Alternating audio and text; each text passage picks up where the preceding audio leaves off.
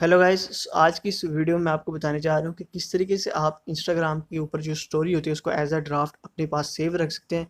और उस स्टोरी को आप अपने मोबाइल फ़ोन में भी सेव रख सकते हैं और बाद में आप इजीली उस स्टोरी को यहाँ पे इंस्टाग्राम पे पोस्ट कर सकते हैं जब भी आप उसको यहाँ पे पोस्ट करना चाहें। सो गाइस, सबसे पहले आपको अपने इंस्टाग्राम अकाउंट यहाँ पे ओपन करना है और योर स्टोरी वाले ऑप्शन पे आपको यहाँ पे क्लिक करना है। और जो भी वीडियो या फिर फोटो आप एज अ स्टोरी यहाँ पे सिलेक्ट करके पोस्ट करना चाह रहे हैं आपको वो यहाँ पे सेलेक्ट करनी है।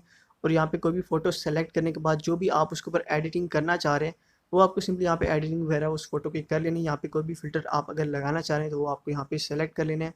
उसके अलावा आप जो भी यहाँ पे टेक्स्ट राइटिंग करना चाह रहे हैं या फिर जो भी म्यूज़िक आप अपनी स्टोरी पे यहाँ पे ऐड करना चाह रहे हैं आपको सिंपली वो यहाँ पे ऐड कर लेना है।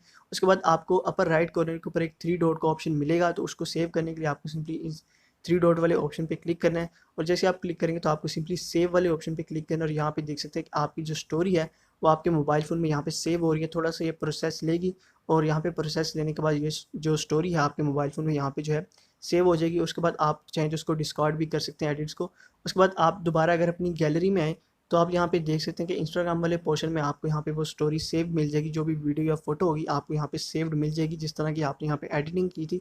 उसके बाद गाइज आपको दोबारा अपने कैमरा रोल वाले ऑप्शन में आना और यहाँ पे जो भी स्टोरी आपने सेव की थी आपको यहाँ पे मिल जाएगी। तो आप यहाँ पे सेलेक्ट करके उसको एज अ स्टोरी दोबारा से अपने इंस्टाग्राम पे पोस्ट कर सकते हैं।